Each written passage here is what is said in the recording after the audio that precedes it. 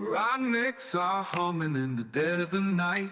Electric bills climbing, ain't feeling right. Hash rates dropping, profits thin as air. I'm digging for gold, but there's none down there. I got the crypto mining blues, feeling like I just can't choose. But there's a spark in the AI glow. Rent my computer, let the profits grow.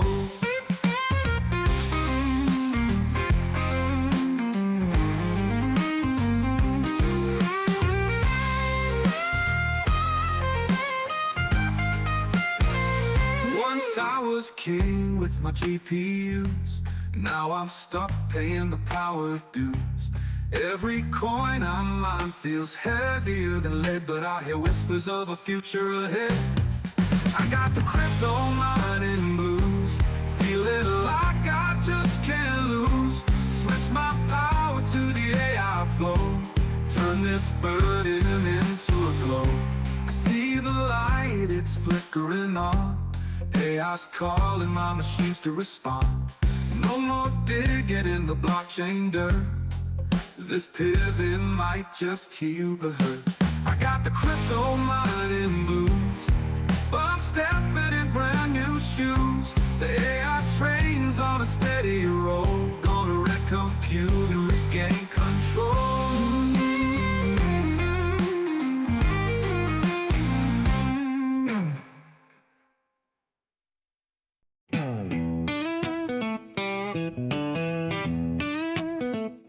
I was digging deep in the digital ground,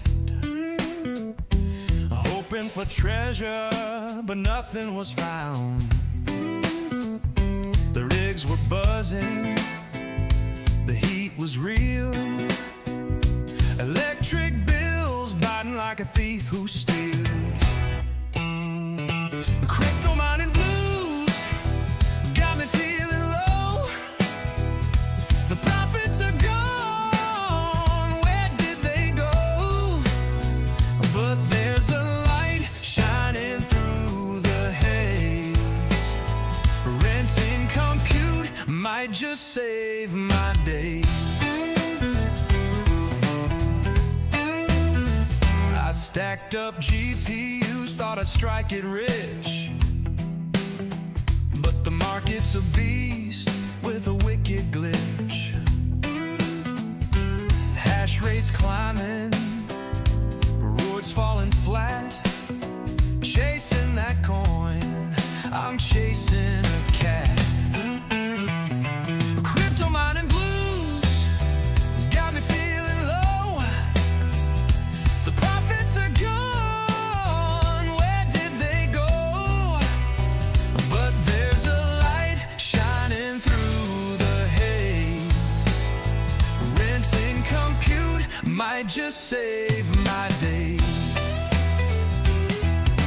AI knocking, it's a brand new game, whispering sweet that it knows my name.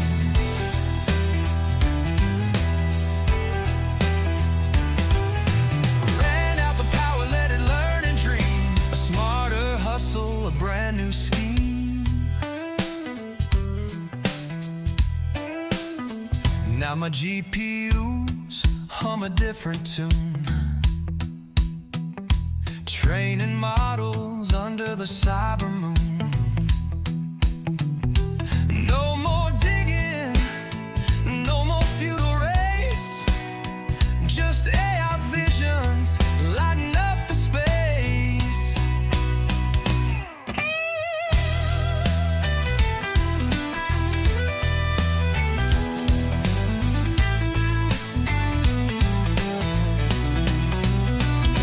Crypto mining blues got me feeling low.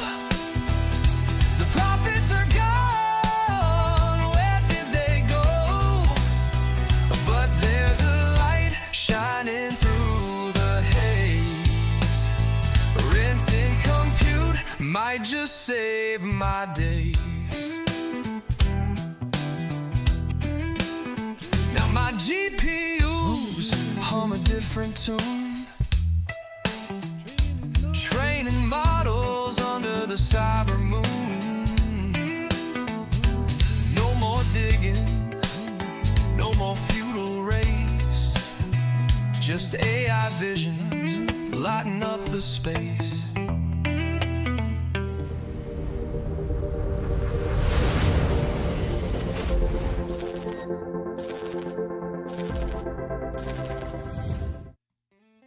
Howdy, howdy, howdy. Welcome to the Voltage Drop. Good to see everybody.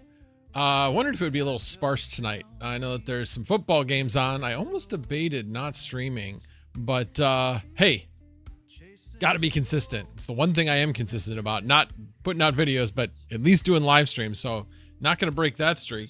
But let's see who is here so far. We got Frogman.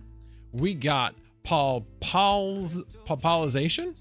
Black Hat Team, the Hobbyist is here, and he will be joining me. Goat is here. Good to see you, Goat.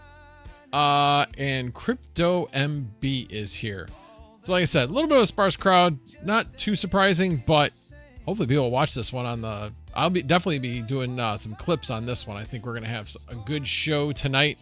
So without further ado, let me make a few changes and bring in Hobbyist, who is here with me tonight. Give me 1 second.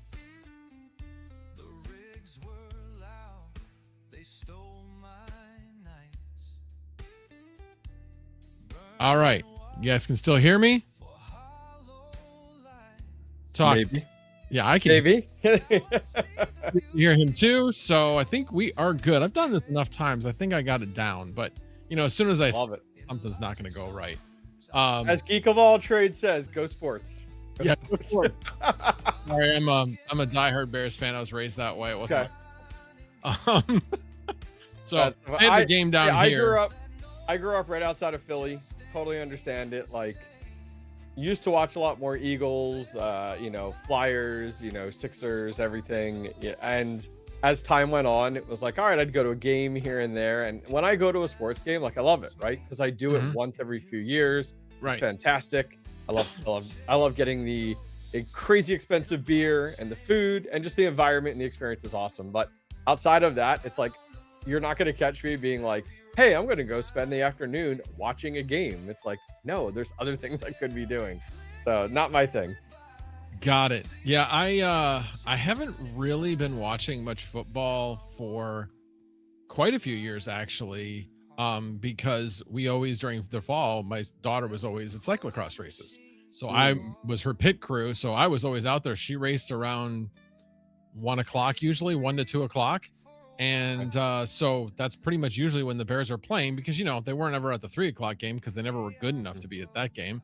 And every once in a while, I would catch them, either on a Sunday night or a Saturday night game, and occasionally a Thursday night game. So occasionally I would watch them, but usually by that time of the season, they're so far under 500 that they're not even worth watching. So I won't even waste my time.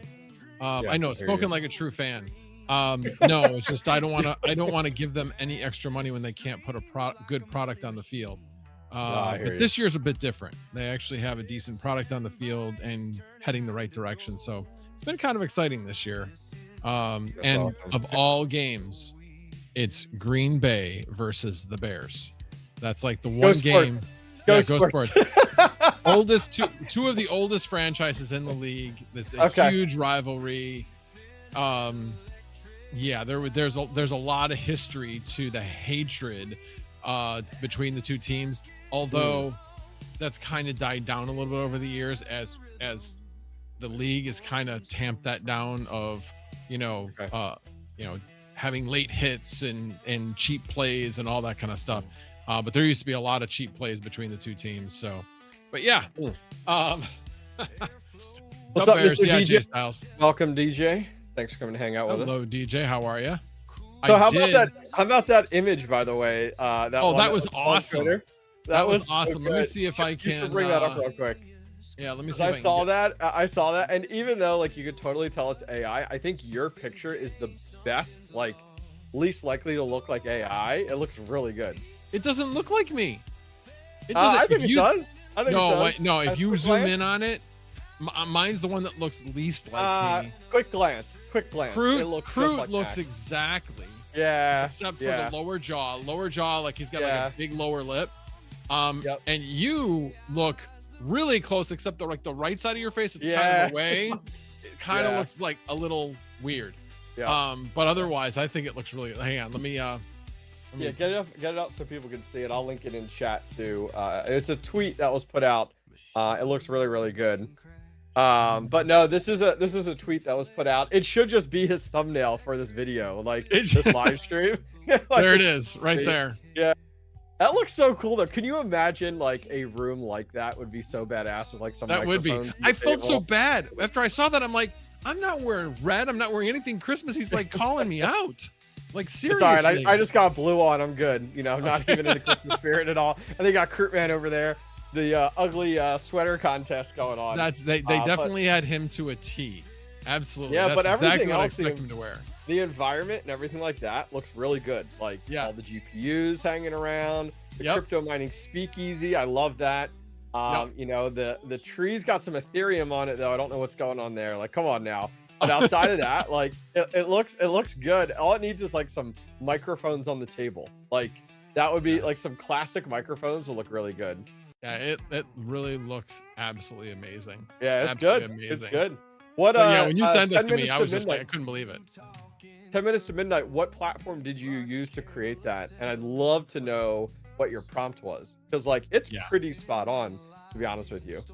DJ Yep. says it looks like you 100%. Like without zooming in, it looks like you. Oh, true. Without zooming in, it does look like me. And I thought I was like, wow, they got me to a T. And then I zoomed Yeah. in and I was like, oh no, that is definitely not me. That's awesome. Yeah, I'm really curious to see what he used, because Yeah, what platform? because I've been using Nano Banana. That's what I used for Okay. the thumbnail to this video, and I was actually really happy with it this week. I asked it to do something, and then it actually left the background in, even though I told it the subject of the video, and I'm like, no. You know, data center, inside of a data center to the right of me, and nuclear power plant to the left, and that's exactly what it did. None of this, you know, oh, I gotta tweak it like you do with ChatGPT. Oh yeah, sure, It's like sure. it's like utterly frustrating. I'm like, are you listening to what I'm asking you to do? No, Nano Banana, like spot on. I've really okay. started liking that. And That's actually, last night I started using AI in the terminal, which is kind of game changing. AI in the terminal. What do you mean? So basically, you can have Linux on your Windows machine in WSL. You basically install WSL, Yes. so it's like a VM kind of on your Windows machine, and then that's your terminal. So basically, you would go into your command line, and then there's like an arrow to drop down, and if you have WSL installed, you go down and you just click Ubuntu, and now you're in the Ubuntu command line. And then you in WSL, you install a number of things. I used Network Chuck as a general rule, but he had I don't know if it's just I have a different environment, but a lot of the things that he was saying to do did not work for me. So I had to kind of like use AI to figure out exactly like, wait, this didn't work. What do I need to do? So for Gemini, I had to use the API. I couldn't log in with my Gmail account for whatever reason. It wasn't bringing up the prompt for that. But different things, but I got it to work. And so today I was last night and today I was going to town using Claude code. And well, I know we'll jump into that because I know Yeah. you're eager for that, but Yeah. I'm also eager for other things. So sometimes I'm hesitant to ask you because I know in the past it's gone off on tangents with work, but how was your day, Max? Like, how was your day? it was good. It was good. Well, everything pretty much today is gonna be revolved around doing the research for tonight's live stream. And again, a lot of it was just learning how to use Claude code within it and using agents. Agents are kind of game changing when you're doing, like, the agent ran for almost an hour doing the research for this. Well, that would use a that's lot insane. of tokens. Yeah, it would use a lot of tokens, but because I used an agent, it got a fresh set of tokens, and it was able to use all of those tokens that didn't have to. So when you're like in Claude, it will only let you use a certain amount of tokens within a 5-hour period. Once you've exceeded that, you got to wait until the time comes up. and the 200,000 tokens is a week time frame. Well, when you're using an agent, it just allows you a full week's worth. And then you could always create a new agent to basically kind of do the same thing, although it'd be different context, to have another 200,000 tokens. So you can kind of get endless use as long as you pay the $20. You got to at least have the Okay. the Claude Pro. So what I did was I canceled my ChatGPT because I think it's kind of gone to crap compared to the others. Gemini's better, Grok's better, and I think Claude is the best in my opinion. Okay. So yeah, anybody still using ChatGPT? Try something else. I think you'll find that the others are now better. I don't do a lot of image generation other than like I'll go on Grok and be like something fun, like show me a Bitcoin mug with a sunset behind it in Steam. Like that's something like just like little like stuff like that. But other than that, I'm not really using a lot of AI image creation. I mean, I know a lot of people like yourself will use it with like thumbnails and stuff like that. Now I have a team of 4 guys that do my thumbnails, so like I'm not worried. That's like really all where I'm doing that at. But I can totally understand it. Like just that fun image there on Twitter, like that was really cool. He was telling 10 minutes to midnight was mentioning in chat that and his prompt wasn't even crazy. Create an eye-catching, extravagant, over-the-top appeal Christmas crypto mining speakeasy roundtable, and then you've just provided the image. So like that's really, really good. And I'm really impressed. And honestly, like if you didn't know us, right, and you were just scrolling through, you'd be like, this is awesome. Now granted, you look a little closer, you can see the faces, just they're not perfect regarding like the angles and stuff, but other than that, I mean, kudos. I think that's totally badass. And yeah, it wasn't like I want going a room like that. Yeah, I was like, I don't know who that is. None of that was like, yeah, I knew exactly who everybody was. It was really easy to see, regardless of what he said in the tweet. But yeah, Nano cool. Banana is honestly amazing. I get my thumbnails done so fast now. I use it the last 2 weeks, and honestly, I'm just thrilled with the results. I had been using vidIQ's thumbnail maker, which is pretty good. But ChatGPT, when you guys as watchers were bugging me about my thumbnails not looking like me, that was when I was trying to use ChatGPT. They were bad. They were bad. I'm gonna be honest with you. They were bad. Yes, they were bad. They were bad. I was learning. I'll be. You were learning. That's great. That's very, very cool. So that was your day. Anything else to your day other than Claude research that I know we'll get into yesterday I had the day off. So yesterday was about making, and I actually have recorded it. I haven't put it together yet, but I did record it, a lot of it, which is made some changes to rigs because I thought like one of my fans was broken, and ended up that it wasn't. It just wasn't spinning because it's the stupid Gigabyte 4090s that you need to upgrade the BIOS to get rid of that fan I don't want to say problem, but the fans will like spin up and then stop and then spin up and then stop. And so anyway, so it was one of those things, but the fans good news was the fans were actually working, but I did move the GPUs around a little bit because they were not rented. So my Octo server was not rented. So I actually moved one of my my single 4090 Founders Edition that I had in its own rig. I moved that into the Octo server to add more airflow because it was skinnier. And then the other 4090 I actually put in a salad rig. And the one that I took the other one out of, I actually put a new 5090 in. So now I have an extra 5090 that's now verified because we had the 4090 that was verified. So I kind of did a little bit of musical chairs with GPUs, and and now I'm not rented as much. Yeah, it got really slow recently, and I'm not really sure exactly why. I'm guessing the holidays. But last week was good. I was still over $800 for the week, which is usually between 800 and 870 is usually the range.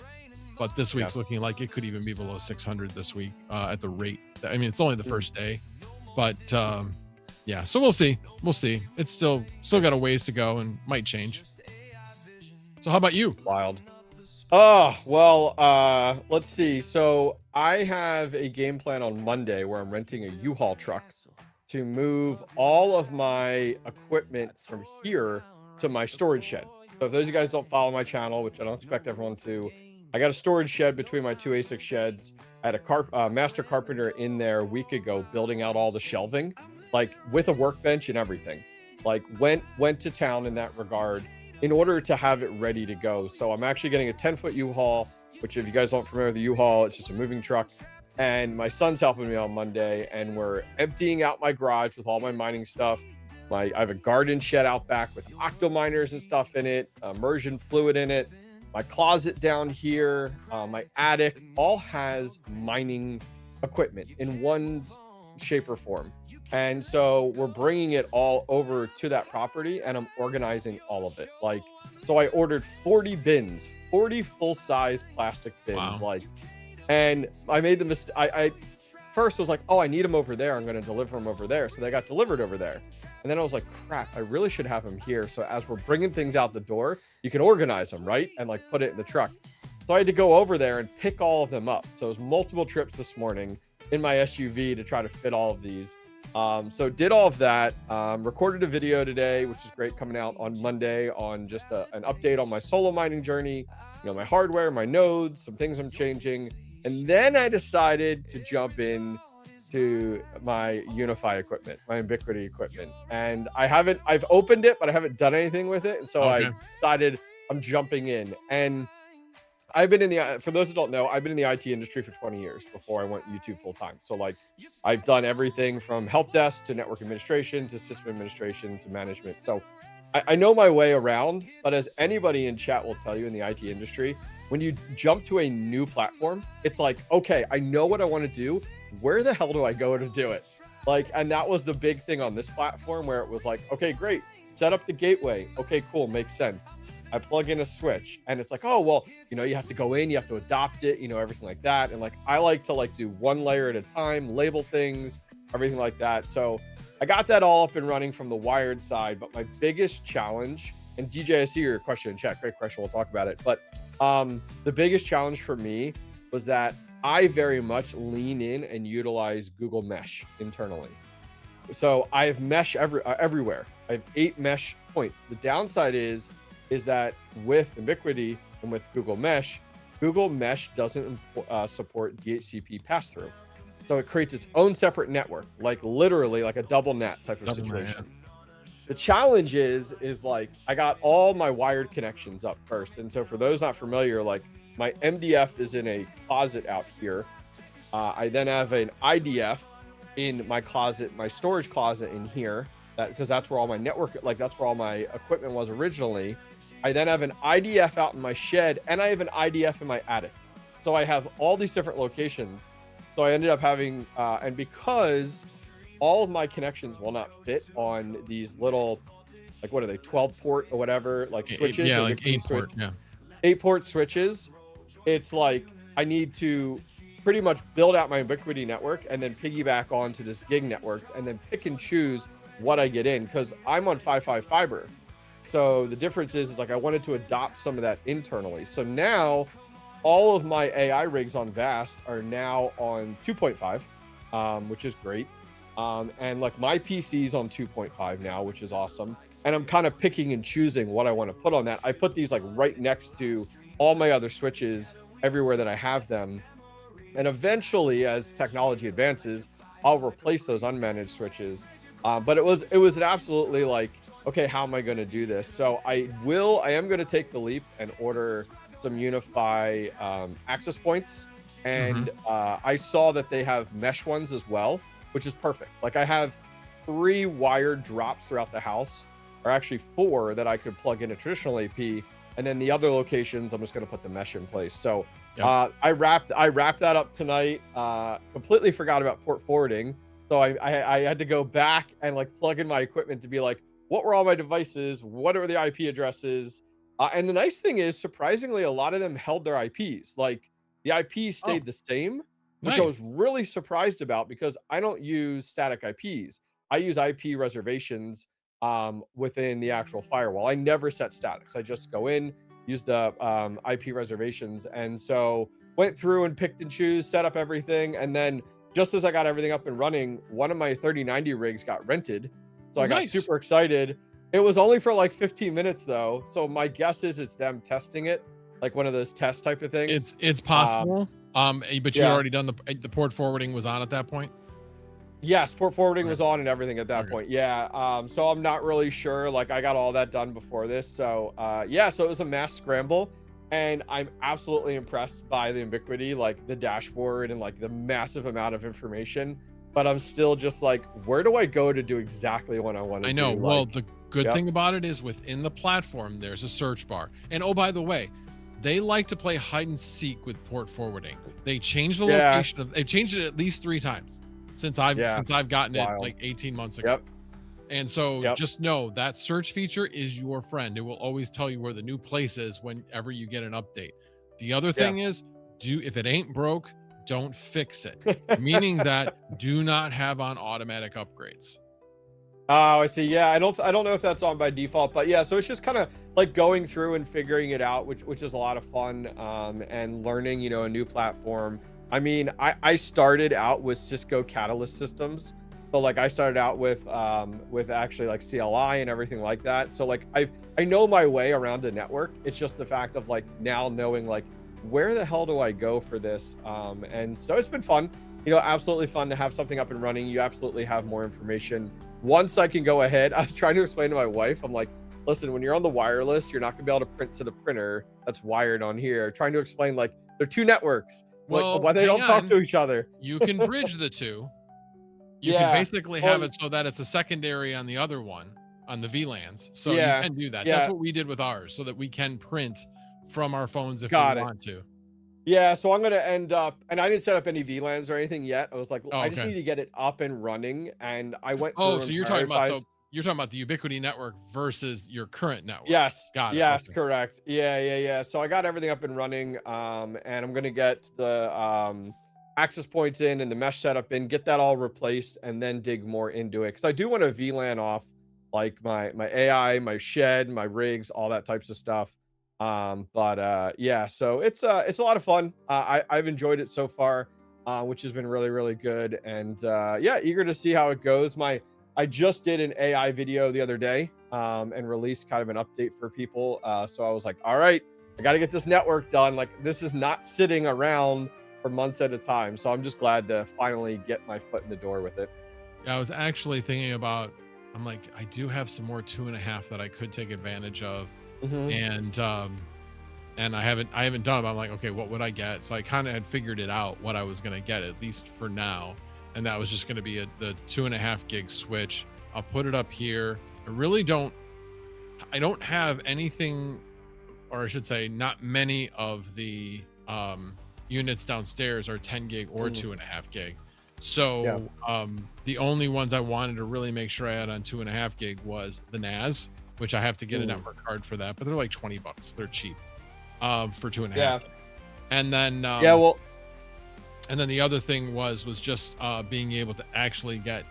I kind of have 2.5 gig to my computer. I'm running off mm, of a 10 gig SFP plus, which technically doesn't negotiate down to 2.5, but I'm getting mm. over a gig. So go figure. Yeah. Yeah, I leaned over as you were saying that because I was waiting for some of the rigs I have. I went in and swapped in the 5 gig cards into Hmm. them to support it and stuff. And I just leaned over. They must have did another benchmark on it. And so it's getting 1.5 up and down. So it's already taking advantage of that, which is great. Like just to Nice. see. Now, granted, as I said, I won't get full 5.5, I'm going to get 2.5 based off of just the way that piggybacks and everything. But yeah, I'm excited for it. Should be good.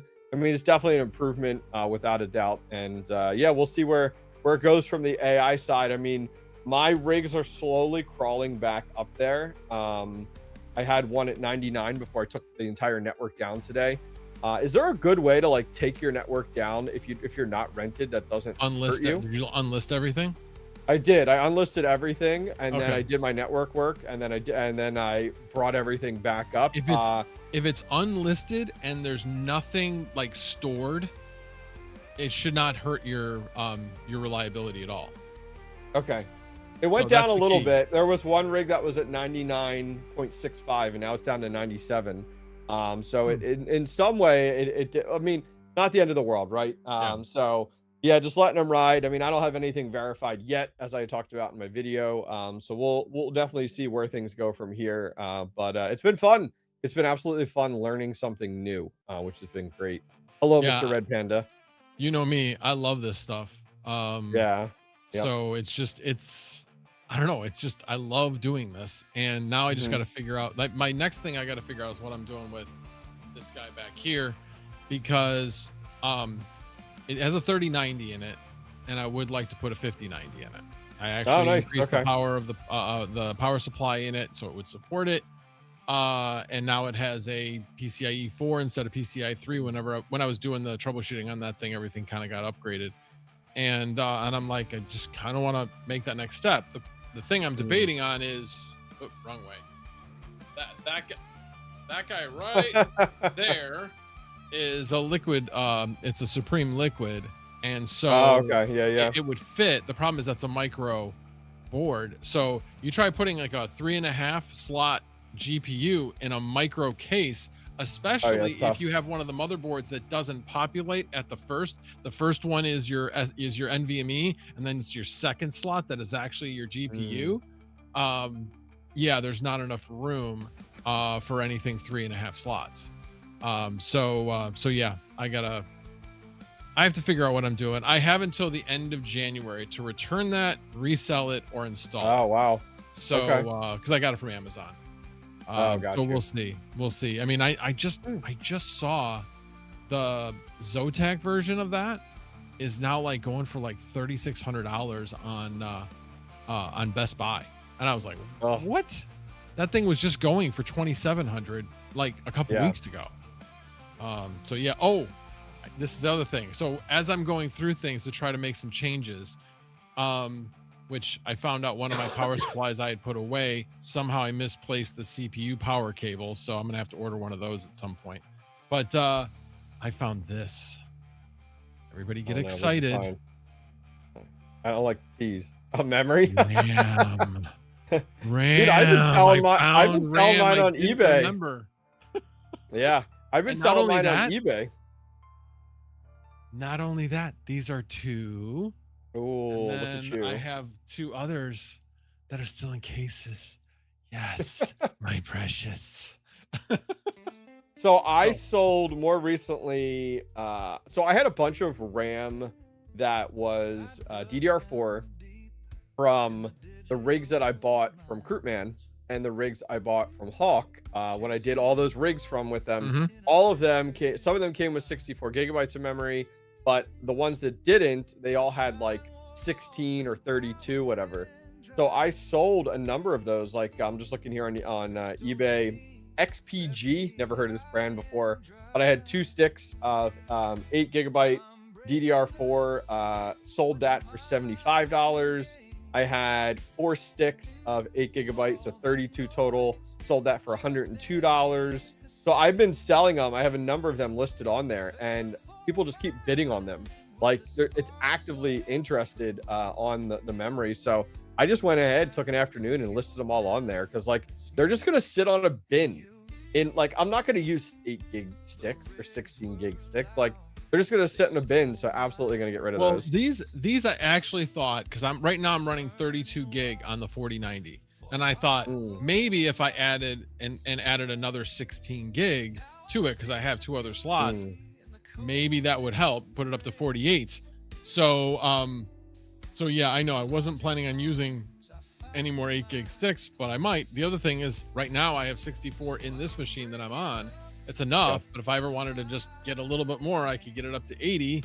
128. 128. Go. Crank it Well, up. I did have 128, but then I removed two of them for, to help make money.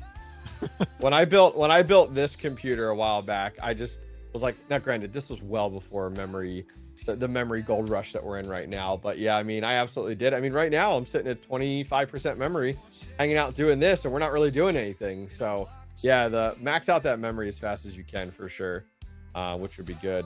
I was a little late But for that yeah. now. Yeah, I know.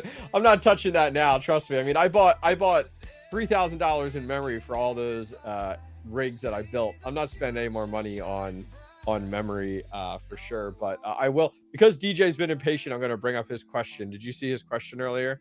I saw him say something. What was it? Oh, do we think it's Uh, going to be a bear market? You mean? Yeah, going into 2026, where are we at? So See, I'll here's get your the thoughts thing. on it first. I don't care because I trade the volatility. Just make it volatile. That's all I care about. Mm, Make it volatile.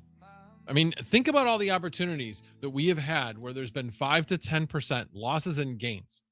If you trade based upon just say 10%, you're going to continue to make money. Now, if it continually goes down a little bit, you'll still be making money, but you'll still have some that you may have to carry on the way down. But overall, even though we've been going down, my losses have been minimized because I've been doing that. So I go now again, this isn't all my holdings. This is only about maybe 10% of my holdings that I'm doing on it as kind of a test, but it's been working really well. I really should be doing this with more of my holdings. But it's been working really well. The other really cool thing is in Kraken is the exchange that I use. And when you actually do a buy, you can set the sell right there. There's a line. Yeah. Do you want to set a profit goal? And you can put a percentage in, and then it will just automatically sell when it gets to that percentage. So I go anywhere between 10 and 15% kind of by feel. Lately, I've not been right because I've been saying 15% because I thought we'd go up more. We didn't. So then we headed back down. So I do have a couple things that I bought about where we are, a little bit higher, that I didn't sell when I should have because I got greedy. But what I found is that if you set things to be about 10% higher, I'd say for me, it's been about 75 to 80% of the time you hit that sale. So I don't know, not financial advice. It's been what's working for me. It's because the market's been volatile. And for me, that's good.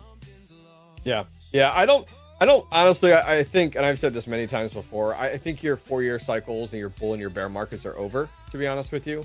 I think the new norm is just 20-30% swings. We have time periods. It goes up, it goes down. I don't even know where to speak to on altcoins. I just don't see a reason why altcoins would pump at this point in time.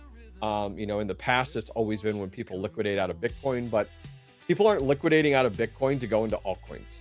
Like, if anything, people are going more into Bitcoin that are more bullish on Bitcoin, especially with Bitcoin being more of a household name, the ETFs out there, it's on the news left and right. Like, it's why would people sell out of their Bitcoin?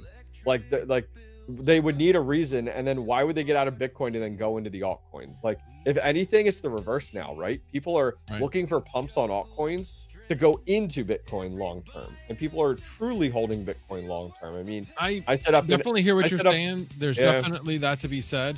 DJ actually just made the point of, well, that's assuming you're buying more though. No, I'm like, yeah, it does, but the point is when it goes up, maybe you need to, and we're at the end of the year, might as well do some tax loss harvesting at this point, but give yourself some cash to play with. So sell some of it so that if it goes down, you have something to buy. Now, could it continue to go up? Sure, it could, but I'm playing the odds. I'm seeing volatility of trading within a range, and the range obviously changes a bit, but still trading within that range has been good. It's been good. So, I don't know. That's what I get it. I mean, I always have funds aside to buy up more into Bitcoin. Each time I see it dip more, I'm like, great, I'm going to buy some more. Are we going more into a bear market, looking at it, especially from the miner side of the world? Possibly. I mean, possibly. I think that the thing is that for a lot of us here, this isn't our first down market, let alone a bear market. It's going to be hard. Like, how are we going to define a bear market? You know what I mean? Especially with the roller coaster, the economy. There's so many things. I mean, we just went ahead and had the 1776 checks written for service members. DJ, congratulations on getting one of those. But and anyone else in the chat that serves. But that has been like, oh, okay, great. We saw a little pump, actually. I was actually looking at Bitcoin's price during that time period. And there's chat on these $2,000 stimulus checks, coming out. And so regardless of your thoughts and feelings on them, we have seen what that does to the economy, right? Now, to me, in the past, it's just been printed money, where it's just, it's very unnatural. And we've seen, unfortunately, the cause of that on our economy afterwards versus are these $2,000 checks that are possibly we haven't gotten any finite, right? It's all like up and down, up and down. But Right. if it's truly coming from somewhere and we're not just printing fake money and putting money on a screen, you know, like I'm all for it. If we are moving money from one avenue to another and it is going into people's pockets, awesome. I love that. But if it's like, hey, we're just going into a system and add some zeros and set in max voltage a check, I'm like, no, no, no, no. Please do not do that. I do not want to see that happen. But we'll see what happens with the, we'll see what happens, because a lot of that, people are dumb. Like, we are dumb. We will take that money and spend it on the stupidest things. A lot of people are going to spend that on crypto. While I'd love to see the market rebound like that, which is awesome, versus like, hey, put it in a rainy day fund just to go ahead and cover your ass. We'll definitely have to see what happens. So unfortunately right now it's like, man, going into 2026, I feel like it, and we could go either direction in Q1 based off of what happens. Sorry, I'm trying to No, I you're was gonna good. go through some examples of like my next sale points. Oh, sure. Like I While know you're it's looking like up that, right around, it's like 3,300 for the one I remember is about 3,300 for Ethereum. oh, okay. Well, DJ says he got his check, which was awesome to get. It's awesome. Good for you, dude. I bet you that's, you know, glad to hear. Got to pay for your trip to Florida next week. Oh, you're going to Florida? That's awesome. Gonna go to Disney World? A lot of fun. To quote Son of a Tech, I mine with the bears. I mean, something I've definitely learned last bear market as well was like that I look at now, and that's kind of why I'm repositioning myself with some of the miners I'm buying, is like I'm absolutely going to be Bitcoin mining and script mining through the bear market. Whenever that may be, I absolutely will be doing that, just based off of the performance of Bitcoin and the performance of like something like Dogecoin coming out of the last bear market. Man, I love to capitalize on those pumps. That would be amazing. You know what I do have in place while you're looking that up? I did go ahead and reset up my Pinex.us trading bot. Oh, nice. Yeah, so I had that set up for a while, but if Bitcoin drops, like there's actually, it'll sell out if Bitcoin drops to a certain, like it disables itself because you set a window of the trading where it occurs. And if it goes too low for too long, it sells out of that bot. And so I had a bunch of them, so it sold out of all of them. So I went back in and reset that back up. And I've really been leveraging AI to be like, okay, I'm setting up this bot. I'm setting up a trading bot. It was between USDT and Bitcoin. And it just does trades all day back and forth. Small micro trades through there, buy and sells type of avenue. You get to, but like using AI to like better understand like grid trading and like the spreads and the different avenues to go. And so I set that back up again. And eager to see how that's gone. I mean, I've almost doubled my money from the original amount I put in there without even like I check it once every few months. Like I'm just like, cool. A lot of people are like, yeah, but you're missing out on the big gains. It's like, yeah, but you are doing it at a much lower risk. Yeah, because it's always trading out at, because again, the volatile market, you're always going to have a profit you can take advantage of at some point, and unless you happen to just do it just at the wrong point where it then has a huge drop. That typically usually rebounds from that, where you can get out of that. So I don't know. So yeah, so Tau, I have a trade right now in at like 251. As I bought that one, it went down to like 229, 230, that range. ETH actually is at like 31.15. LTC I've got at 83.5. CAS I've got just below 5 cents a sale. BTC I've got that one, I put a little bit longer. I did 101 on that one. And then I have some longer term sales that because again, buying on the way down, yes, you will possibly get caught, but you get these different tiers. So you're not like buying like me personally, I'm not buying thousands of dollars at a time. I'm buying a couple $100 each time. And so I'm not making a ton of money on each trade, but the amount of trades is what is, it adds up.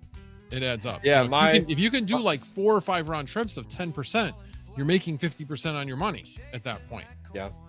So if you think, well, that seems easy enough to do, well, then 50% return on your money in a year's time is pretty amazing. I know. Right now, Yeah, right now I have the lower limit is at 85,000 and the upper is 150. So it's gonna like run, type of deal, which is really, really nice. Right. And it has the grid quantity is 200. And I mean, if you look at the orders, you can see it. It's just back and forth, back and forth. Right now it's, you can kind of see the percent of like how far it's bought versus how far it's sold, back and forth into USDT. So yeah, these are the things where like, if you don't want to get involved with that, you can absolutely set these up. And the nice thing is like, it's not rocket science anymore because you can leverage AI to understand it a little bit better. And so for me, I was like, I want this to be extremely aggressive, and just kind of see where it goes from here. So yeah, we'll see what happens. I'm also looking for something else that I wanted to talk about as well. Because I know a lot of people have had these at one point. What's that? Is it? I want to show it to you, but I got to find it because I can't remember the guy's name.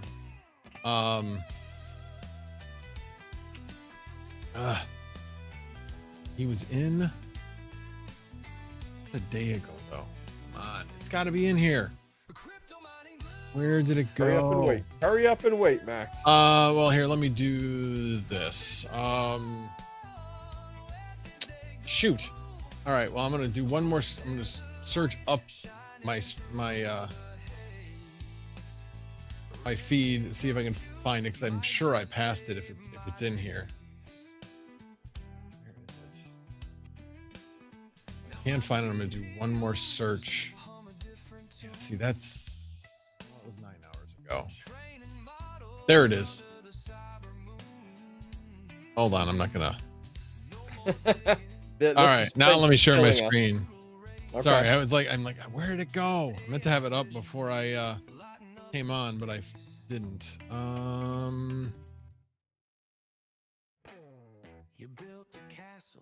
Okay, there we go. All right. And not that one, not that one. That's right. How many windows does Max have open? I found it. There it is. This guy. Okay. This guy, I'm trying to remember his name. I know his name. I just can't think of it. Yeah, Craft Computing. I was like, it's beer. And I'm like thinking brew. And I'm like, no, it's not that. What is it? Anyway, Craft Computing. He always drinks beer while he's doing his videos. And then talks about the beer at the end. Anyway, he found a way to use the BC250 for cloud gaming so that each one of those cards can be used by a Steam Deck or something, some type of gaming machine where they can get 5 times the performance doing cloud gaming than you can with the machine by itself. And it's because they now have the driver for it. So anybody that bought these things stupid cheap might be able to get something for them now. That's cool. Yeah, especially if you can work through with somebody. I actually showed this to Crute, and Crute's like, oh yeah, I'm already working with somebody on that. I was like, well, that makes sense. He's more in the gaming space. So yeah, it was a fascinating video. If you have any interest in those BC250s, check that out. It's really good. Mike Hill, thank you for the $5 super chat. Merry Christmas to you. I appreciate it. Merry Christmas to everybody, I should say. I meant to say that earlier, but thank you for the super chat. Much appreciated. Anyway, have you ever had one of these? No, I haven't had any of those before. And I've seen them when I was at Metered Mining out at the facility there. I did see a few of those set up there, but never went ahead and considered getting one. Everybody I know who buys those just never ends up doing anything with them. Like they buy them impulsively, they sit and then they resell them. So yeah, I've never gotten into them. These things were initially over $14,000, fully populated. That's insane. I don't know what they are now, but they were as low as $350 for a fully populated unit. And now they're actually selling online per card, because you can run them on a per card basis, but you got to do a bunch of things to them to make them run on a per card basis and not in the rack. They're selling for like $100 a card. I wonder if Panda still has. I wonder if he has one of those. Yeah, I don't know if he has those. I don't know. I know Integra guy's saying like he has a number of those, and he's sold a lot. And I know people were using those on Warthog a while back. Yeah, Integra Yeah, I guy mean just it's said he made yeah. 15,000 mining Warthog off of all his BC 250s. Yeah, you got in early and you put them on there, and that's kind of the thing to do. He That's probably can't hear us now because they're so dang loud. And he says he has 12 cases of 12. wow, that's insane. Yeah, I wonder that's what he's doing on them insane. now. Yeah, that's crazy. That's Well, at crazy. that point, you got 12 in there. So he has 144. That's at least worth like $15,000 minimum. Hmm. I did, but I didn't remember you having all of those. I didn't. Yeah. Anyway, it's been a while, Integra guy. Mm-hmm. Yeah, I actually went to and funny story, and I've told this. I don't know if anybody remembers, but I've told this story. I was on eBay looking for PDUs, and this guy has like 2 of the PDUs I'm looking for. And then I start going into like FAQs, and it has like a notation like Integra guy, and I'm like, Oh, that's funny. what? That's funny. So then I'm like, are you, and I messaged him on Discord, like, are you selling PDUs on eBay? He's like, yeah, why? And I'm like, because I was about ready to buy them on Maybe. eBay. That's funny. So That's so funny. yeah, he's like, yeah, I trust you, just come to my house. And I'm like, that's cool. Oh, that's cool. So he That's showed awesome. me his so yeah, we took a picture, I posted it somewhere. That's cool. Probably on X, but yeah. Oh, look at was, that. Panda said someone just bought my BC 250 server today for $900. Wow. No drives in it. Wow. Just like that's insane. The way that the hard part about that stuff is shipping it. Like yeah, that's the hardest part is shipping those things. They're so heavy and like no one wants to pay the shipping, I on know. that type of stuff. I mean, it reminds me of the Octominers and stuff. I got so freaking lucky. I sold like 5 of my Octominers right as like PCSP was really taking off. And if you didn't know about that like company and you were just looking for octo miners, and I mean, I sold mine for like $500 a pop and worked out amazing. And then PCSP just destroyed the entire octo miner industry. Like I know, destroyed it. I know, Absolutely destroyed it. what they were selling, as well as I do, it's not the same one that we had. The Ultra No, was way it was different. the old shitty ones Yes, and all these, and it just exactly. killed the market though. Yeah, because it everybody was thought just they were like, the same. I'm like, no, it's not yep. the same. Oh yeah. You can Yep. fit Oh, you can yeah. fit 12 2-slot cards in that. That's Yeah, it. was And a you can fit shame. 3-slot cards in the Ultra. It's totally different. But yeah, I know what you mean. I still Yeah. have 2 sitting right behind me on the floor. And but Yeah, one of them I'm- we do have a box for. So I Okay, could wow. ship one of Good them. for you. Yeah. I don't didn't- even want to put the effort into selling one if I don't have the box. Like I don't have the boxes. I'm like, know, I don't really, even want to try. yeah, I know. I really don't want to. If anybody's looking for octo miners, Mm-hmm. you know where to find me. Yeah. So Yeah. I'm just very much like when I go through on Monday, like I'm pulling it, taking everything over to that shed. I'm absolutely making a shelf of like things that like I will sell, but like I'm not going to take the effort to. So I'm just going to show it on stream, be like, if you guys want any of this stuff and you're in the area, like this, you know what I mean? Please come buy it from me. Because that's definitely going to be the case with, because I got a number of like those Vitretu cases and the Octominer cases and a bunch of those other stuff where it's like, man, what do you do with that stuff? You know what I mean? Look at this. yeah. Geek of all trades. I forgot I have an Octominer full of 1660 Ti's. Dude, sell them. Oh, I sold those. I sold MSI 1660 Ti's. The nice ones, the what was it, the frozen 7 ones, whatever, the twin ones, whatever, for like almost $100 each on eBay. Put them on eBay, list them at 65, let people bid on them, and people just bid up like crazy on those things. Yeah, I have a bunch of 3060s I need to get rid of now. I'm not using them at all. I There you have go. I actually have three 3060 Ti's that I'm using. One of them's in my Timpy node. Oh One yeah, of them I'm I have using on that one, yeah. Salad, and then one I have in my wife's computer. Oh, okay. So which works. Those are the 3 we kind of have. They're kind of sentimental because those are the ones that my wife got at Best Buy all at once. So I kind of wow, want to okay. keep those. Don't be sentimental with hardware. Come on now.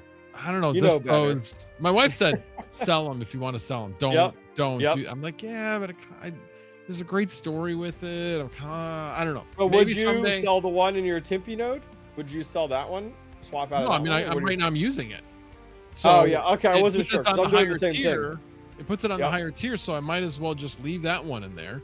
The Is salad your one is Tempe actually node getting on rented. Ubuntu? What was Is your that? Tempe node on Ubuntu? Is your Tempe Oh node on yeah, Ubuntu or Windows? absolutely. I gotta get mine off of Windows. It is the biggest pain in the ass. Yep. I actually reached out to the one guy over there to get the instructions on moving it over to Ubuntu, because now I'm much more comfortable with it with Linux, because I never was until like I forced myself to get into Have Vast. another convert. Thank I'm God. absolutely getting off of Windows. Like I'm absolutely getting that thing off of Windows, because it's like, dude, I go in and it's half the time it's just the rig's restarted, and I'm like, this is ridiculous. Yep. So yeah, I just gotta pull the trigger and do it. It's on my honey-do list for myself. So I know it's the yep. easiest thing to put off because you're like, well, it's kind of working, and I got other things that I really want to get Yes, done. yes. And so it's just one of those things that constantly gets thrown down on your to-do list, but it's Mhm. never comes to the top of the list. Yeah. So yeah, I know exactly. I've got actually, I was just thinking about it today. I have an old HP. Well, so what do I have running on that? Oh, I've got my backup NAS actually running on one of the HP mini computers, or small form factor or medium form factor, I think actually technically, HP computers. I have another one down there that's still Mm. on ETCMC, although I am pretty Oh, no. sure it's rebooted sometime in the last 5 months. It isn't doing Yeah. anything right now. Yeah. So there's that, and then I also have a NUC with an i5 in it sitting right in front of me that is also on the same thing. I'm like, I should do something with those. There's like so many Yeah. different things, like home lab things I could use with those. So I've been kind of trying to figure out like what projects do I want to work on? What do I want to put on that? I don't know. I've got so many ideas of what to do that I just need to be like, okay, these are the 3 ideas you're going to do. That's it. Forget all the rest Pull of the them right trigger. now. Done. Do these Done. 3. So Smart. yeah, it's right now the biggest one is the community solar, because there is a special, and I don't have the link with me like handy. I can get it if somebody really wants it. I can get it by the end of the stream. It's in an email. But Clearway Community Solar has a $200 for you and $200 for me if anybody signs up.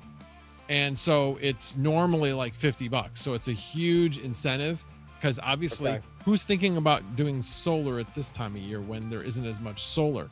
But honestly, it's the perfect time to do it, because it's going to take a couple of months to get assigned to a project where you can get allocated. You forever. Yeah, I remember it took forever for you. Yeah. So it's a perfect time to do it. So if you are interested, let me know. Cool. But I will be putting out a video on that, because it's been amazing. The one thing that's not amazing about my power is, well, I guess it is kind of amazing, but it's just going to make my taxes a little bit more difficult. And I'm hoping I don't have to redo it. I'll have to actually look this up. But I'm not getting a power bill. It's been 4 months. That's great. And I'm kind of worried, like, okay, so I do my taxes next year, and this power was technically used this year. But but if you're going to get billed, you didn't pay for it. Yeah. No, I haven't paid for it. Yeah. What I did last year, actually, as we get towards the end of the year, I actually went in and I actually have the ability to pay into my account when I don't owe anything as a credit.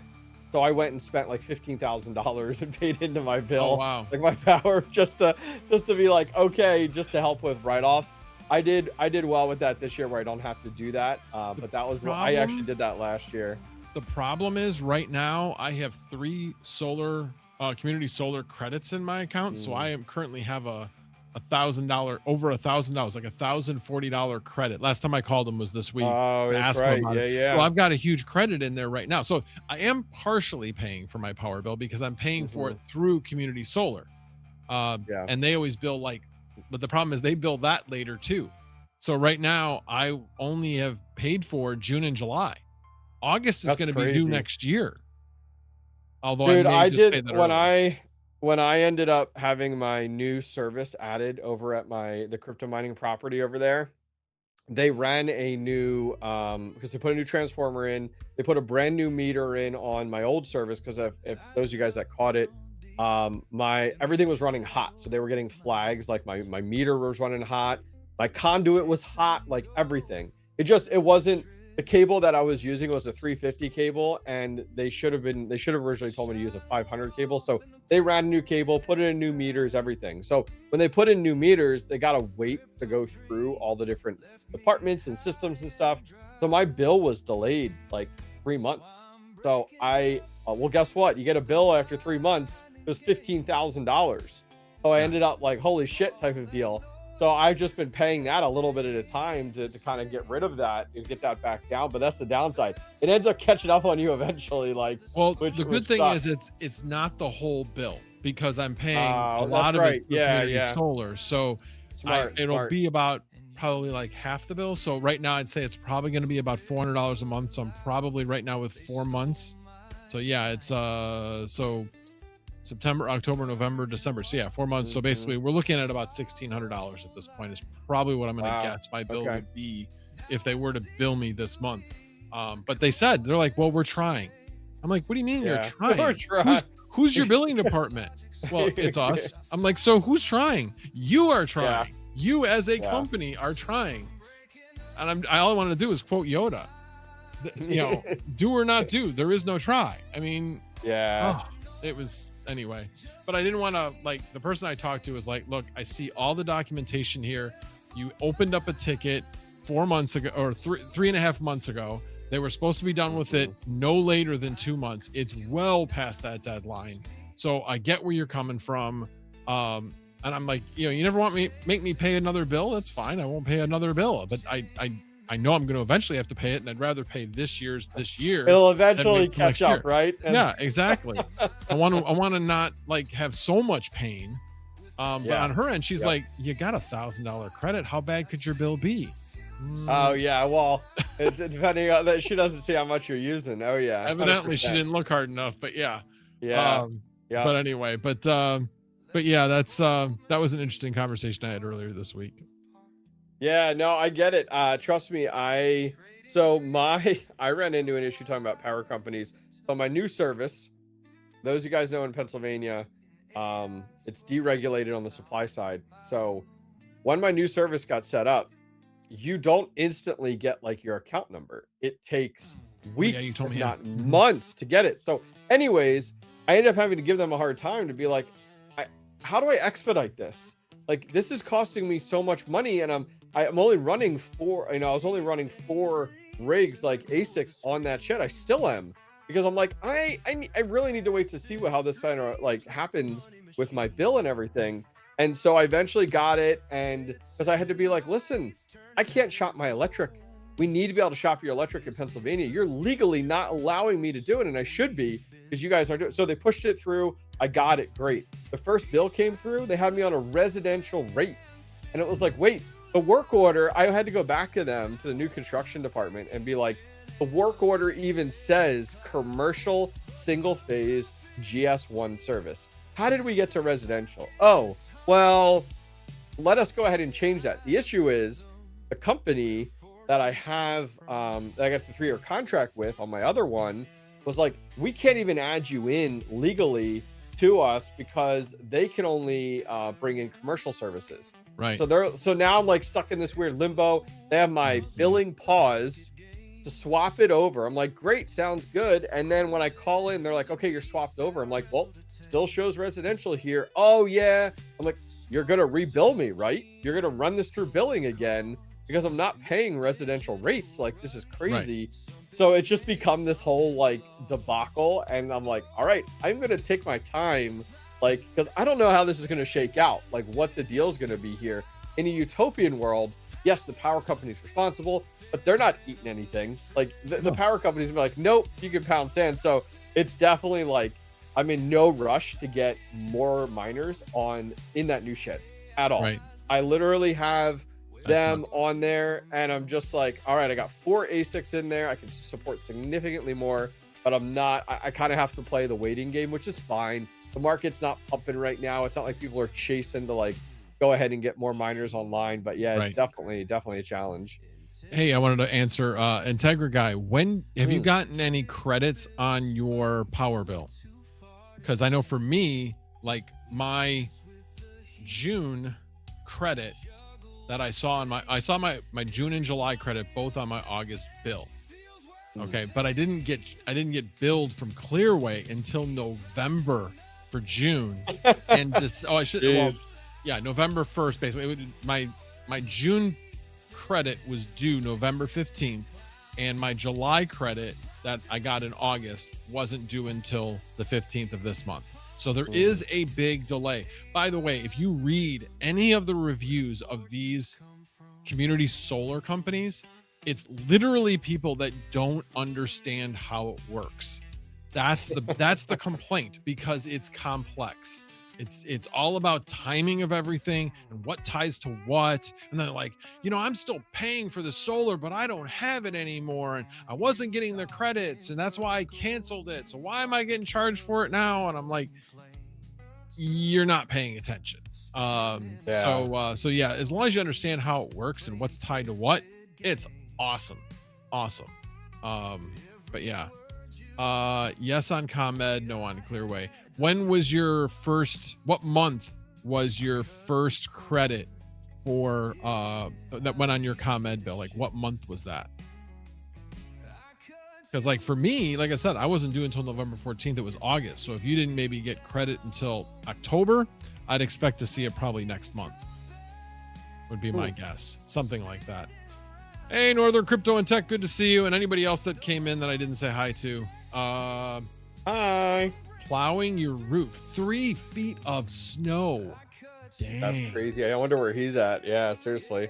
Wow. So That's like wild. where I'm at now, we were like, it's a cinch. We're going to have a white Christmas. I mean, where's all this snow going to go? It's gone. Oh, We ours had- is gone too. We got that Yeah. like one day of like 40 degrees and it melted everything. It hit 50 here. Wow. So that's yeah, crazy. it was gone in like a day and a half, all that snow. Dude, I spent all this time trying to get my sheds up to about 65 on their intake side, which I'm thrilled it all worked out. Like, I absolutely went through and opened up a few of my exhaust vents closest to the ground because there's 10 of them there.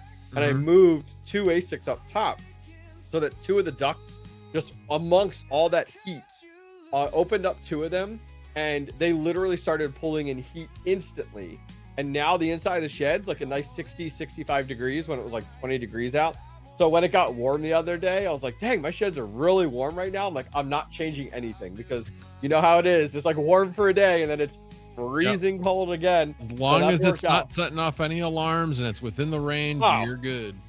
Oh, I was like, heck yeah. So that's the nice thing. So yeah, they're all nice and toasty now, which is fantastic because they absolutely run much better. So many people reached out to me with different ideas of like piping in heat this way. And I was like, after I figured that all out, I was like, man, I spent like a good few hours over there. And I was like, wait, I have all this heat. It's getting exhausted out the back of these sheds, right into the gravel. I'm like, let me just pull it back in, like open those up and the exhaust act like intake. And yeah, it works fantastic. So I'm really happy with that. So now I made a note for next year. I'm like, okay, when we get into November, we're going to make these changes before it starts snowing. Yeah, for me, I've got 2 windows on the intake side. Yeah. And so what I do is I shut the one that's furthest away. I shut that one. Okay. And then everything just pulls through the other one. And it's Yeah, pretty yeah. interesting. When it gets cold, really cold, the back of the hot aisle high up on the rack, it's like it can get up to like 94, 95 degrees. And the Okay. floor's at like 61. Oh yeah, big difference. Yeah. Yeah. Between the two Like there. a 30 yeah. degree difference. And I'm like, Yeah. okay, midway, it's about 80 degrees. So I'm like, Yep. all right, now that's good. And I'm like, as long as the ceiling's warm, it's going to heat the upstairs. So Yep. I'm good. Having the cold at the floor means that nothing's going to get too hot. I've got the things that tend to run hotter towards the floor anyway. So they're pulling in colder air as a result. So, yeah, it's been working pretty well. I need my AI rigs to get rented to start creating heat out in that shed because my shed here, I have 1 shutter fan on at a speed of 1. Like it is Oh, the yeah, I saw slowest that. speed possible. And so the issue is that on days like today, like it's colder out. And so the issue is if I turn off that shutter fan, there's a few other things. There's like a Z9 mini in there and there's a few other odd and ends, but nothing crazy. But if I turn off that one shutter fan, it starts to heat and it will keep going. Like if Right. I the other day, like I turned it off and like 4 hours later it came back, it was 85 in that shed. I was like, oh crap, it's too warm in here. But I turn Right. on the one shutter fan and everything's down below 40 instantly. Oh, So wow. I need those. Like you can't pick. It's like I can't make it any slower. So what you can do is you can actually mine on one or two of them as a background, That's true. Yeah, and that's then it'll true. heat it up. Listen. So, and no, it's I'm pretty not messing easy. with it. Oh, no, that's fine. It is pretty easy to do. If you do want to do that, let me know. Yeah. But Actually, and I I will just need a few of them to rent, and then I'll be good. I just need that heat. right, I will give Swamp 7 credit because he's the guy who helped me do that. He's got a Docker a repository, and he's got a bunch of the miners in there, and makes it just super easy to set up those miners. I haven't done it in a long time because I've been rented a lot, but Yeah. But yeah, if you do need to do that to generate some heat, that's the way to do it. I got you. I got you. By the time I mess with that, we'll be like in the spring. I'll be like, screw it, we're good. So Integra Guy says he's had 2 or 3 bills. I would be surprised if you didn't get a bill in January. I think that's probably when you're going to get your first bill from Clearway. So here's the thing: it's not Clearway's fault. It's ComEd. They have to get, the law is they have to get confirmation from ComEd that they have applied the credit and exactly how they've applied the credit to your bill. And until they get that, even though they've already done it 2-3 months in a row, until they get that from ComEd, they cannot bill you. So like I said, it's not on them. It's on ComEd to communicate that. And ComEd, as far as a billing perspective, is a mess. Is an absolute mess. I've never had a utility, and the thing is, ComEd used to be fine up until the beginning of last year. It was like clockwork getting bills, and since then it has been a mess. The website where they show cost savings from solar has been just completely wrong for almost 2 years now. Yeah, they are a mess from a billing perspective, and I just don't get it. You'd think that they would have it figured out by now, but they don't. And they openly will tell you that if you talk to them. They're like, yeah, I would like to be able to tell you this reasonably, this should be fixed in 2 weeks, no more than 2 weeks. But I'm telling you, it'll be at least 2 months and maybe longer. That's what they told me when I initially opened up the ticket. It sounds like Because when there's I got no my power love company, lost yeah. with the billing department. For anybody that's not in the billing department, everybody there hates the billing department because all they hear is excuses all day long. All day long. Do you hear me, ComEd? Stop making excuses, billing department. Get your shit together and get your bills out on time. Anyway, all right, rant off. On that note, I'm gonna get going. I can't believe it's been already an hour and 15 minutes already. We didn't even talk about what I was going to talk about tonight with the power, but yeah, we'll talk about that after you go then. Perfect. I appreciate you coming on. Absolutely. Look at that, hour and a half already. Bam, out the door. So yeah, I got some stuff to do. I'll let Max take it away. We'll talk about things next time, next live stream, which will be good. We can follow up on it, which will be good. But Sounds good. thanks, Max. Appreciate it. Have a good one. All right, see ya. Bye. All right, I'm gonna switch this around. Give me a second. I need that.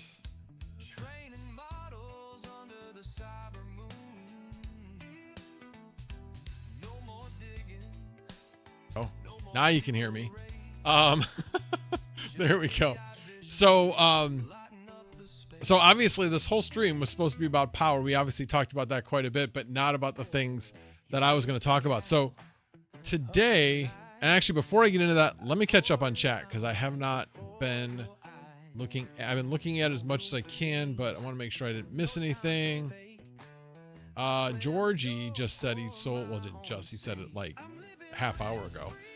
Said he sold several cases of BC 250s. Nice. Let's see here. Just trying to see if there was anything else. I think we hit on everything.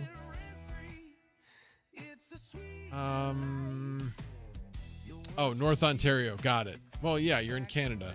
Canada.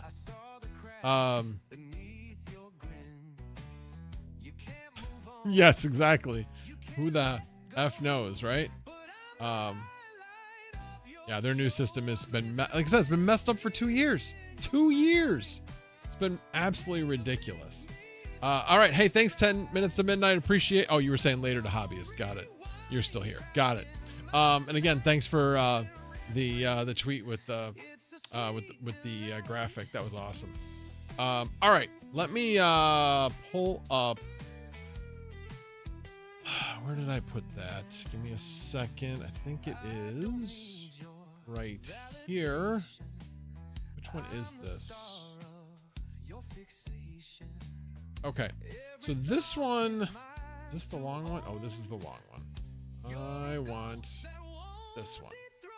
Okay. So I'm going to give you the short and long story of it. And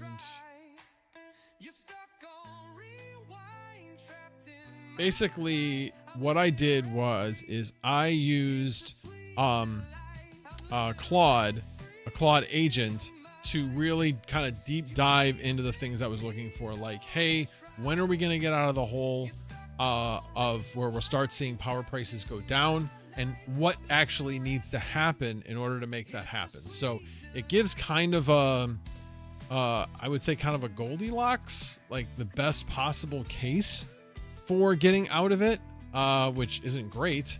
But I think it's realistic if things transpire correctly. But in the short term, we're going to continue to see higher power prices. It's just the way it is. But let me bring this up. Right there. Okay. So again, I use this, but this here is I fed in the files because there were multiple files. I couldn't even put all of the data and all of its findings within one file. It had, I said, split it up to 3 files since you can't fit it in one file. So it fit it in 3 files. It had the executive summary. It had the data analysis, I should say. And I forget what, and the last one was information about new power technology, which this summary kind of has it. But I basically fed those 3 things into Gemini, and then Gemini came up with this, and I thought it was a really good summary. So obviously, why are we in the situation we're in? Everybody kind of says it's AI. And yes, that is part of it, but it's not all of it. A big part of it is the fact that we have been in an era of flat demand. And why is that? We've been growing with our power needs, but we've had a bunch of power saving things out there, especially, moving from incandescent to fluorescent and then to LEDs. But a lot of that adoption and migration has already happened. So that there's still some more to be done there, but it's not anywhere near that's going to be able to offset the increase in power demands, which is what we've seen over the last many years. So we don't have any technology out there that is going to help us save on the amount of power we use at the home. And in fact, I know, like in the state of Illinois, and I know with the Inflation Reduction Act, say what you will about it, I'm just stating fact about what happened with that. They were encouraging more electric uses to try to reduce greenhouse gas, such as natural gas. So they're trying to reduce the use of gas furnaces. So all these things were in place to increase electric demand, and now look at where we are. So again, that's kind of my 2 cents on it. I felt like we were trying to fit there wasn't a lot of forethought in that. Like, okay, we'll just have more power available without really even thinking about it.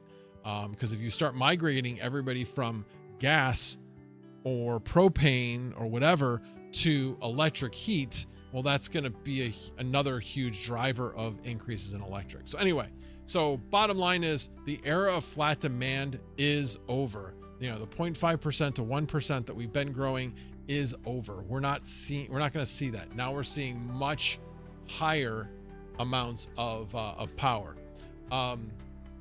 The other thing though is I started looking at these numbers and I was like, we're not so bad off.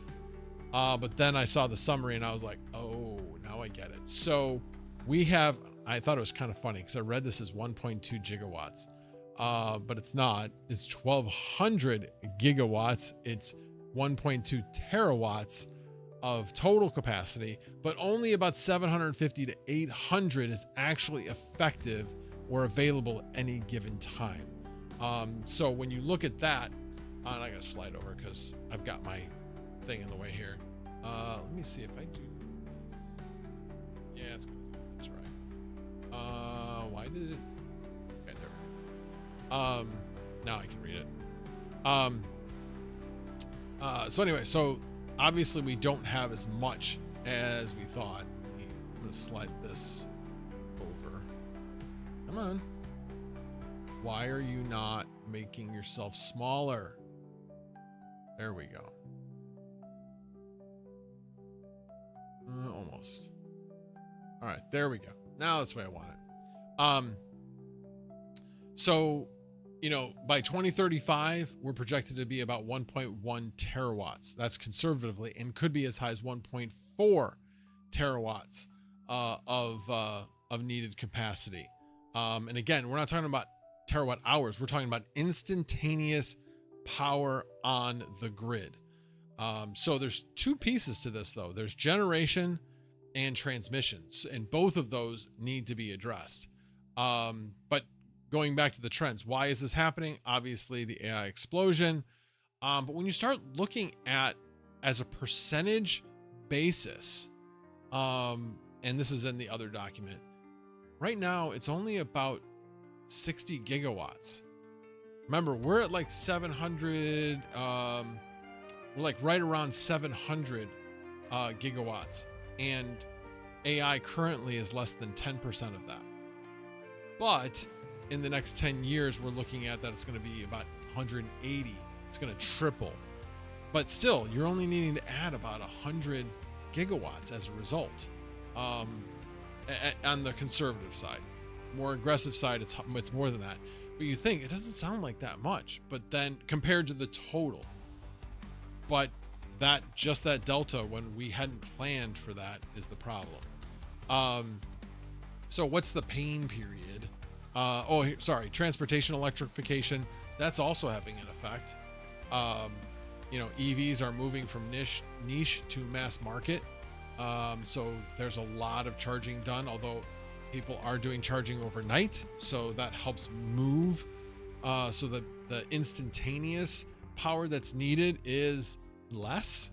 But there's still a lot of people, you know, pulling up to grocery stores and plugging in their cars. So you have that as well. I have a feeling there may be some limits put on EVs if there ends up being a lot more adoption that will encourage people not to charge during the day unless absolutely necessary. And then industrial reshoring, high-tech manufacturing like semiconductor fabs are returning to the US. They're all going to be requiring more power as, you know, creating small cities. So all of these things add up, but the biggest driver obviously is the AI explosion. So what's the pain period? 2025 to 2032. We're going to see 7 years of this. It's just not possible to like flip a switch, like no pun intended, literally flip a switch where we're going to have additional power. And then the other thing about it is, so yeah, the reality is we face a 7 to 8 year window of rising rates, 20 to 35% in some areas, and tight grid margins, meaning that the amount that they can put out and the amount that is being used are going to be really tight, leading to rolling blackouts. You know, so the solution, the all of the above checklist. And this is what's really interesting, because this is where things get, and I'm not getting political, I'm just simply stating, but we can tell which side of the aisle you're on, whether or not you're going to be like, no, you can't do that. No, you can't do that. So I am simply stating absolute fact. Do we want to solve this problem, drive down power prices? These are all of the above that need to be done. So What's the first thing? Immediate speed to market. Permits have to be cut in time. Currently, right now, a nuclear power plant takes 10 to 12 years to get permitted and built. We need to cut that time in half to 4 to 6 years. The other part, the immediate speed, is a natural gas bridge. It is much quicker to deploy a peaker plant than it is to do any other type of thing. Will it lead to more greenhouse gases? Yes, it will. It's a fact. But if we want to meet the demand, that is going to have to be accepted. Otherwise, we're just going to continue to pay more and more. You look at now. I think the key thing is where we put these should be thought of a little bit smarter. Obviously, putting 150 gas turbines in one spot in Memphis, probably not a great idea. But if we put things further out where the greenhouse gases can be dispersed and doesn't hurt anybody directly, I think makes a big difference. But anyway, those are things. I'm not a greenhouse gas expert or anything like that, but that's definitely going to have to be something that's going to be considered. The other part is that was part of the Inflation Reduction Act that has now been removed is solar and battery incentives, and those are now gone. Now, up until I read this, I wasn't like too worried about it because I was like, you know what? They got to learn to stand on their own 2 feet. There's so much profit in solar right now that I don't really like the fact that there's so many different levels. And the good thing is companies have gone out of business that were in that model, and companies that weren't in the model are still in business. So, but with that said, I think a lot of incentives still need to be there. I think they just need to have some stipulations in pricing to make sure that people aren't getting fat on all the profits and really just taking all those incentives for themselves. Because the business model for solar is the solar salesperson comes in and says, hey, you know what? You want to do something great for the environment and save a little bit of money? All right, I'm going to set up this loan for you that is going to be less. The payment to that is going to be $10 less than it would cost for you to pay your power bill. Doesn't that sound like a good deal? I mean, you're saving $10 and look what you're doing for the environment. What people don't understand is that the profit in that pricing model is huge when there were the incentives. Now, without the incentives, not so much. There's still profit.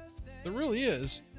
But yeah, anyway, that we're going to have to figure that out. How can we continue to encourage solar adoption to have people be able to feed back into the grid on especially like super hot days when the sun's up? That would be good as well. And then encouraging battery usage so that people that are over producing, they charge their batteries with what they with what they can when solar, when basically overproducing. And then when they have a real dire emergency, their virtual VDD or virtual demand something or another event, they can then put out a call to people that have subscribed to this, and then they will discharge their batteries to the grid as a call for energy. So there's different solutions there that could really, really help with this and be a short-term help as far as being able to meet that demand. And of course, the biggest thing is the nuclear renaissance. So small modular reactors, deploying those, you can deploy those a lot faster, as well as they are safer. I mean, I went to University of Illinois. They had a Triga reactor there for so many years. When I was there was a Triga nuclear reactor. Actually went in it. It was pretty amazing. The technology, it was self-moderating. There's a lot of things that people associate with old nuclear, and that stigma just hasn't gone away. A lot of the newer technology has self-regulating safety features so that we would never get in the same situation that we were in with 3 Mile Island or maybe you just don't put a nuclear reactor on the coast, or in an earthquake zone, or major earthquake zone. Anyway, but that's going to be a big part of the equation. But can we get past the not in my backyard? That's going to be the key. Are people going to be okay having these things within 20 miles of them? Or are they going to freak out because they're too close, you know, even though that's not really that close? So that's going to be some other things that we'll have to get past. And then lastly, it's the grid. Minimum 300 billion grid upgrade to basically be able to transmit more and more power, and being able to build those high voltage lines to go from the windy plains, where you have a lot more space to, you know, put these reactors and put power plants that they're not going to affect, you know, an urban area or a more populated area when you have more greenhouse gases for like a peaker plant. And then being able to transmit them to the cities, the main cities. And then the other part of it is making sure that data centers co-locate near power plants, or next to power plants, so that they don't affect the overall grid. They just pull directly from hopefully a new plant and then basically become self-powered. And then coal management, delaying the retirement of the least bad coal plants temporarily. Hold on. Trying to. There we go. Oh, no. Just like that. There we go. The other thing that was interesting that's not in the summary, but it was in the other document, is that, like, Illinois, about 3 years ago, there were some people that were pretty smart people that saw like a need for more power coming. Maybe not as much as it is right now, but they basically put together some legislation that said, we are going to make the nuclear power plants whole. And they did it in such a way, because there were 2 power plants that wanted to shut down. And they went to that company and said, we're going to pass this legislation and you are going to keep that power plant, both those power plants, open, the nuclear power plants. But here's what we're going to do. When the price of power is less, we are going to have an offsetting charge on people's bills to raise the costs of electricity so that you will get a minimum. So basically, there was a set fee that they were going to make per kilowatt hour so that they would have a certain amount of profit that they would make, and it would make them whole. But at the same time, when the price of power went up, they couldn't profit from that. So they couldn't take from both sides. Yes, we're going to take when it's lower, but we're going to have to give back when it's higher. And right now, it's higher. So they're having to give that, well, not give it back, but basically it's getting, no, actually they are having to give it back. They're crediting it back to the utilities, which gives credit back to the customer. So we actually have an offsetting credit. So it was raising our prices when power prices were low, but now it's lowering it lower than what it normally would be as prices are higher. So the good thing is now it looks like they were brilliant in doing this, because we still have 2 power plants, 2 major nuclear power plants in the state of Illinois that are still operating as a result of that. So any other nuclear power plants, we definitely need to delay any type of retirement of those nuclear power plants, at least until we can get additional power production put online. So, all right, now I'm going to go back to the chat, see what you guys have been saying. Let's see, not much actually. Let's see. Yeah, 1400. Yeah, 1400 gigawatts. Yep, a lot of power. That's what they're expecting to be by 2035. Doom Boots is still holding his BC 250s. Need to find the rack gear so I can put it in my rack. The one thing I didn't mention about that was, man, that thing is loud. Yes, 1.2 gigawatts. Automatic Beats, good to see you, sir. And it's 9:30. Oh, I actually, good night, Goat, if you're still here. It was only a minute past when he did that, so I'm not too far behind in chat right now. So I don't know. What are you guys' thoughts on? You think we're in for more pain with power prices, or what do you think? I'm kind of curious where people are at. The reason why this came up was, and this is why I was surprised he left, but I get it. We were talking about a bunch of other things. Hobbyist sent me an article about the fact that 3 Mile Island is back on, and getting put back to repowering up. And there's a lot of feelings about that. For those people that don't know, 3 Mile Island was a nuclear meltdown in the 70s. They got it under control before anything bad happened. There was some release of radiation, nothing fatal or anything like that. Obviously, could some people have gotten cancer as a result or got sick or things like that? It is possible. I haven't heard of any widespread from that. I didn't live in Pennsylvania, so anybody that lives in Pennsylvania may know better than me. But my recollection from that, I was like, I don't know, 8 or 9 at the time. So, and it's not like I've done, even in my nuclear engineering courses, they focused on Chernobyl. They did not focus on 3 Mile Island when we were doing classes. But, and Chernobyl's a whole nother animal. If you have not seen, I think it's the HBO, I think it was HBO that put the series out. Fascinating, and again, matches pretty much what I was taught in school. They focus more on the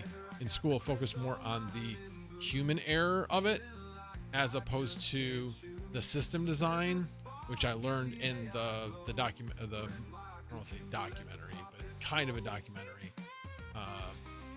But yeah, if you have not seen Chernobyl, it's fascinating, because it is a country coming together, trying to figure things out, while at the same time the government not giving a crap about the people that are actually saving other people's lives. And the most amazing thing is the people that were closest to it for the longest period of time, the miners. A lot of them lived long lives, and never got cancer. So it's kind of an amazing story that a lot of them lived. But yeah, a lot of the firefighters definitely passed away, as they were just inundated with radiation. So let's see, 13-6, Bears are down, but they're within 1 score. I had to check on the score. There we go. All right, let me check back here. Problem with nuclear is too many honestly stupid people who don't understand how safe modern nuclear is. Like you said, not in my neighborhood, ruins most projects. So I use the word stupid and ignorant as being very different. They're not stupid, they're ignorant. Now, they can be willfully ignorant, because they just hear nuclear and then they just turn off. That's willfully ignorant, and there's those people too.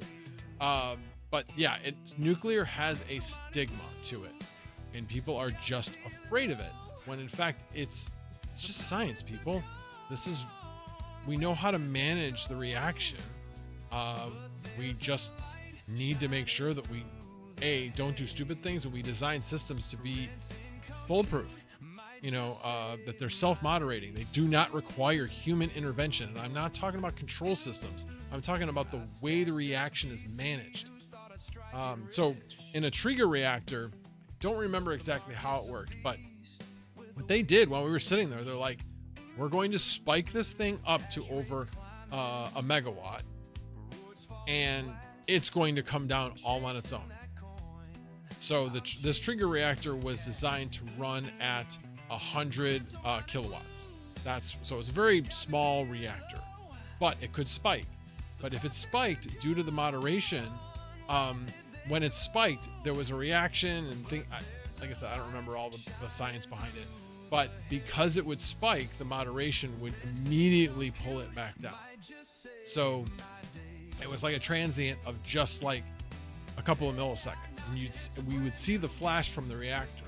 So basically, we're inside the vessel, and in there you have the control rods and the actual reactor itself up above, and the top of it's open. And so when it reacts, it just shoots. You can see the light shoot up and hit the ceiling of the containment vessel, and then immediately tone right back down. And there's a display showing like exactly what was happening with the power of the reactor, and it was fascinating. It really was. They took it down 1998, or I should say they decommissioned it in 1998, and then they took it down in 2004. But right now they're actually talking about, University of Illinois is talking about putting in a new reactor. So here's hoping. Here's hoping. So anyway, it's been it was a really interesting afternoon of going through these things and learning a whole bunch about, you know, what needs to happen. And I just feel like I'm hoping this is all being worked on, but I don't hear a lot about it, and maybe it's just because I don't have connections or whatever. But this is a lot of stuff that needs to happen, and you know, who's putting these things in? Who? I don't know. Constellation maybe, hopefully is working on some of those things. So I don't know. I do not know.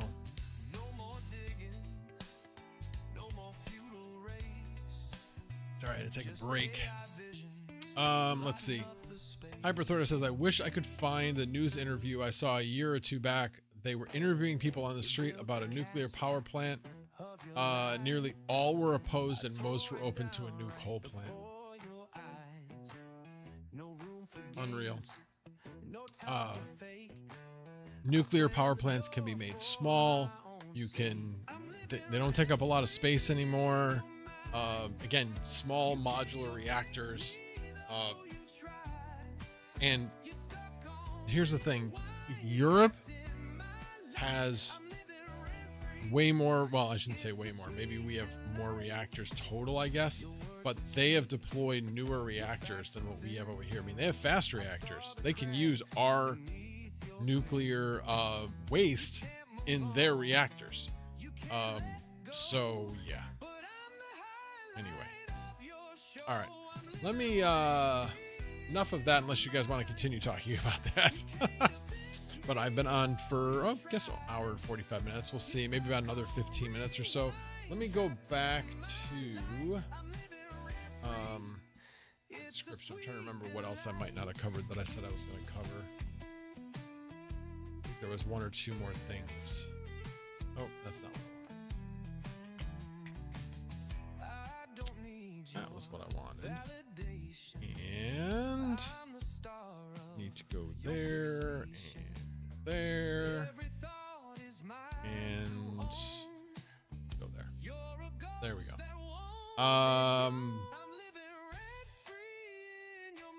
That. I did that. Did that. I did that. Okay. And I did that. So the only two things I didn't talk about much was AI demand. And it's been kind of up and down. I'm going to do a quick refresh and see how many of my GPUs are rented. My Octo server has been kind of up and down with rentals and not rentals. I don't have a steady rental on there right now. I had for about a little over a month, and then they came off, and now it's been kind of off and on until I get another steady rental. Right now, yeah, see, it's not rented. It was rented earlier in the stream, and now it's not rented again. So right now I have 8, 9, 10, 11, 12, 13, 14 out of my 35 GPUs that are rented. Now, with that said, a big part of that is 5, 6, well, one out of the 7 of my unverified is rented. So 6 of those I don't really count. So right now I'm at just right around about half rented, I guess, I would say. So basically 8 out of the 14 4090s are rented, and out of my verified 5090s I got 1, 2, 3, I guess Yeah, because I only have 3 verified 5090s. And so right now, all 3 of my verified 5090s is rented. One of them is kind of off and on, but right now it is rented. And it looks like it has been rented for a bit, which is nice. Now, the 3090s, on the other hand, it's 2 out of the 3 are rented. So the big ones that aren't rented right now is my 5060 Ti's. Now, I do have them set kind of high. I have them set at 9 cents. And the prices on those have been coming down. But right now, I've got 8 5060 Ti's and not a single one is rented.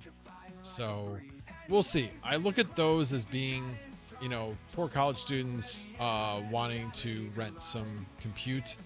And so I'm wondering if that's part of it. I am going to lower the price on a bunch of these and see if I can attract somebody to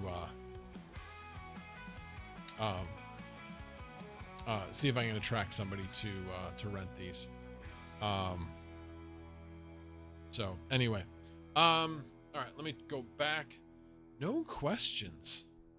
It looks like I bored people to death with all the power talk because, man, people left. And maybe I'll be able to catch the end of the game.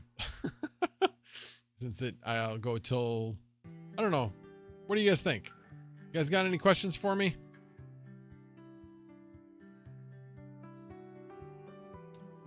Let me go back to that. So that was the AI demand. Oh, the salad update, actually. Let me see. I was rented before the stream. And demand currently for 4090s is moderate.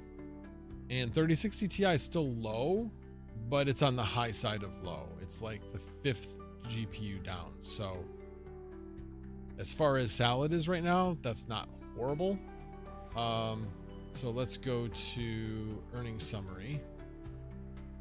And really?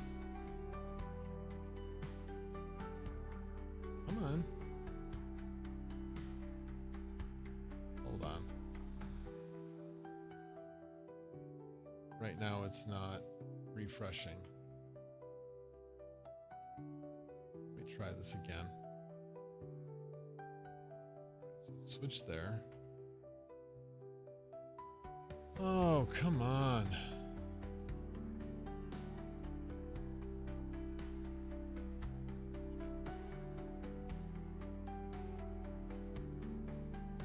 Okay, there we go.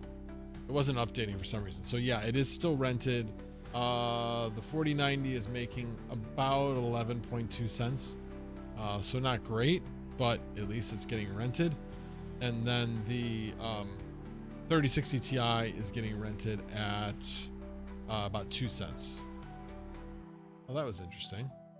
It just logged me off. Now I'm back logged in. That was so weird. Yeah, there we go. That was really weird. But yeah, nothing changed. Yeah, basically the one is making 2 cents. That's the 3060 Ti. And the 4090 is making about 11 cents. It's pretty much comparable to like an unverified card on Vast. So, all right, let me head back. Oh, you're in the utility industry. You enjoyed it. Okay, good. Well, hopefully, you would have said something if I was completely off base. So hopefully, it matched up to what you know about the industry. So yeah. Hopefully the Bears just recovered the ball. Did they? Hard to tell. Maybe they're reviewing. No, I guess they gave it back to him. Yeah, they gave it back to the Green Bay. Dang it. Alrighty, guys. Well, I'm not seeing any comments coming through, so appreciate you guys all being here. Merry Christmas to everybody. I know some people weren't here because they were at Christmas parties, including Kroot. But I appreciate you guys all being here, and I will be here next Saturday for wishing everybody Happy New Year at that point, hopefully. And as always, no tabs were harmed in the making of this video. Have a good night, everybody.